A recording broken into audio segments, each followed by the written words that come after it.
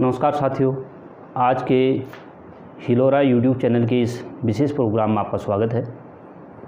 आज मैं कोई गार्डन में नहीं बल्कि अपने कमरे में हूँ, लेकिन मैं आज आपके सामने एक बहुत सुंदर पुष्प के बारे में बताने जा रहा हूँ। उसका इंट्रोडक्शन आप कराएंगे, क्योंकि भारत एक उभरता हुआ बल्बनुमा जो फूल हैं, जो कट वाले जो फ्लावर हैं, उनके लिए उभरता हुआ मार्केट बनते जा रहा है।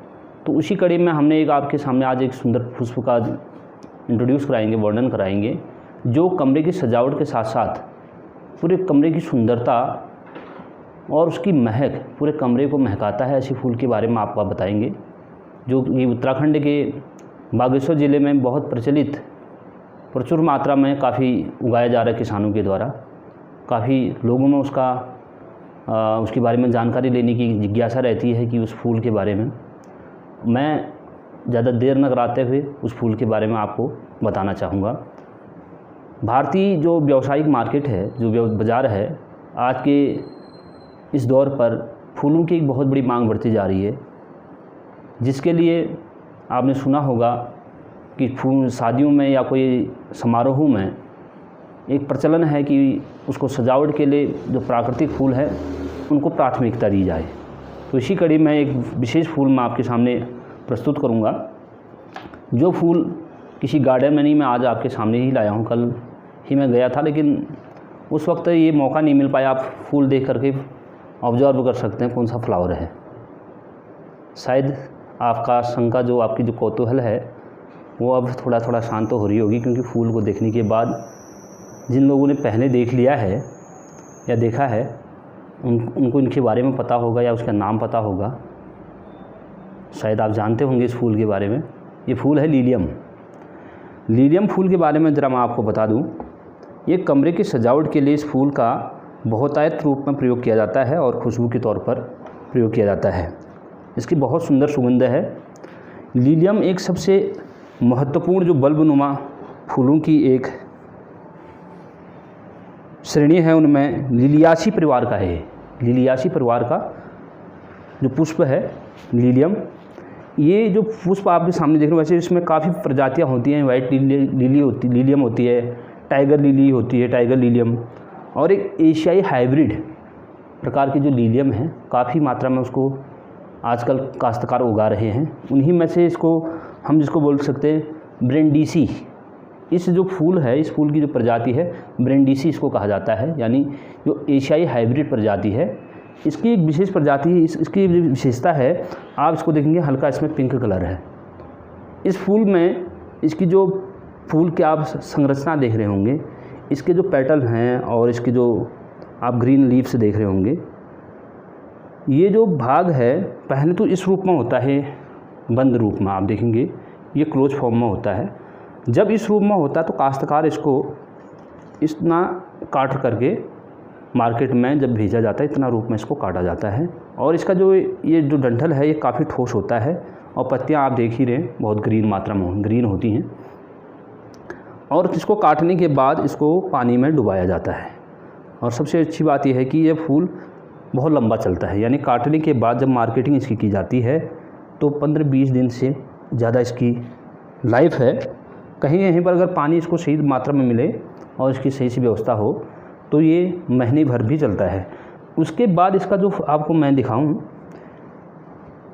इसकी जो प्रक्रिया होती है, पहला पार्ट आपको मैंने दिखाया। सेकंड, इसमें इस रूप में इसकी पत्तियां जब तोड़ करके इसको लाया जाता है, पहले तो ये क्लोज होता है इस रूप में, इस प्रकार से क्लोज होता है। जैसे आप देख रहे होंगे दूसरा वाला फ्लावर खिलने की तैयारी में है, अभी खिलने की प्रक्रिया की ओर है। अब इसे तोड़े 3-4 दिन हो रहे हैं, 4 दिन के आसपास, जहाँ से मैं इसको लेके आया था, नीति से लेके आया था। और जिसके खिलने के बाद धीरे धीरे धीरे इसका जो बाहर की जो पंखुड़ियाँ हैं वो खिलने प्रारंभ हो जाती हैं, और पूरे कमरे में, आप यकीन मानिए, पूरे कमरे में खुशबू बिखेर रहा है। ये मान के चले प्राकृतिक खुशबू बिखेर रहा है। उसके बाद अंदर का प्रक्रिया क्या होती है वो मैं आपको दूसरे फूल के माध्यम से दिखाता हूँ। जो ब्रेंडिसी प्रजाति की जो पुष्प है, इसी की लीलियम की, उसकी विशेष पहचान है कि इसके किनारे किनारे पर वाइट कलर भी हल्का होगा। आप देख रहे होंगे वाइट कलर, ठीक। दूसरा इसके अंदर हल्का पिंक और बीच में येलो कलर का थोड़ा पीले से धारियाँ हल्की होती है, ठीक है। और इसका अगर बैक साइड आप देखेंगे हल्का तो यहाँ पर वाइट मिलेगा आपको, ये विशेष पहचान है इसकी।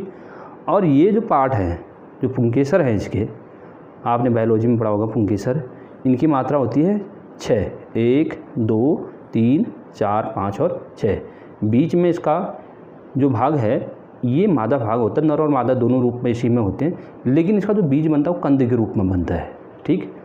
तो ये पार्ट अंदर यहाँ जा कर के जायांग पुमांग ये पार्ट आते हैं और इससे जो पराग निकलता है या पीला पीला सा जो पदार्थ निकलता है ये इसके साथ अटैच होता है, एक ही साथ आते हैं ऊपर और ये पूरा खुशबू बिखेरे हैं। बहुत सुंदर इसकी खुशबू है और इसकी जो लाइफ है धीरे धीरे जैसे शाम होगा फिर हल्का हल्का क्लोज हो जाता है, जैसे डे से डे होता है और पूरी तरह से खिलता है। वैसे सनलाइट उसकी तरह तो नहीं है, सनफ्लावर की तरह तो नहीं है, लेकिन खिलने के बाद हल्का क्लोज हो सकता है।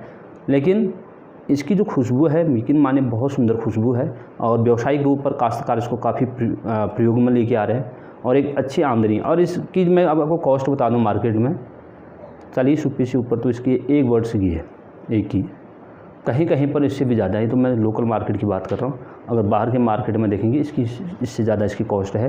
तो किसानों के लिए आमदनी का एक बहुत अच्छा जरिया है। जो लोग इसकी खेती करना चाहते हैं बहुत आसान तरीके से और 90 दिन के आसपास की खेती हो जाती है। गर्मियों में खासकर इन ग्रीष्म ऋतु के इस टाइम पर ये फूल काफ़ी प्रचुर मात्रा में खिलने प्रारंभ हो जाते हैं। वैसे ही ऐसे जब दीपावली का सीज़न है तब तक इसका व्यवसायीकरण होता रहता है। काफ़ी मात्रा में लोग इसे अपने घरों में सजावट के लिए प्रयोग करते हैं।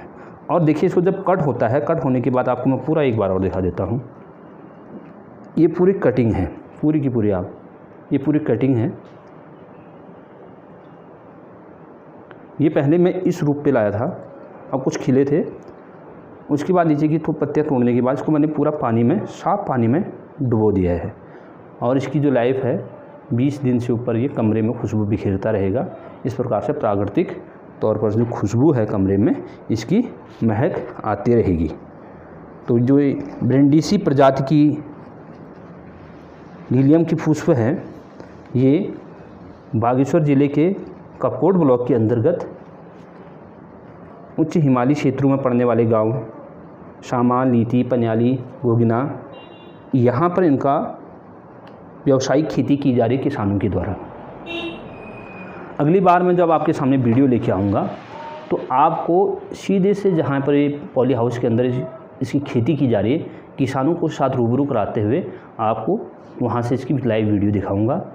यदि आपको वीडियो पसंद है, आप मेरी जो प्रयास हैं आपको पसंद आई हो तो प्लीज़ अगर चैनल पर नए हैं तो सब्सक्राइब करें, नहीं तो अगर पहले से मेरे साथ आप चले आ रहे हैं तो अपने सुंदर से वर्डों के द्वारा जो आपको पसंद हैं वो कमेंट के माध्यम से मुझे अपने विचार शेयर कीजिए और लाइक शेयर ज़रूर कीजिए। मिलते हैं कुछ नए ऐसे इंटरेस्टिंग वीडियो के साथ। नमस्कार।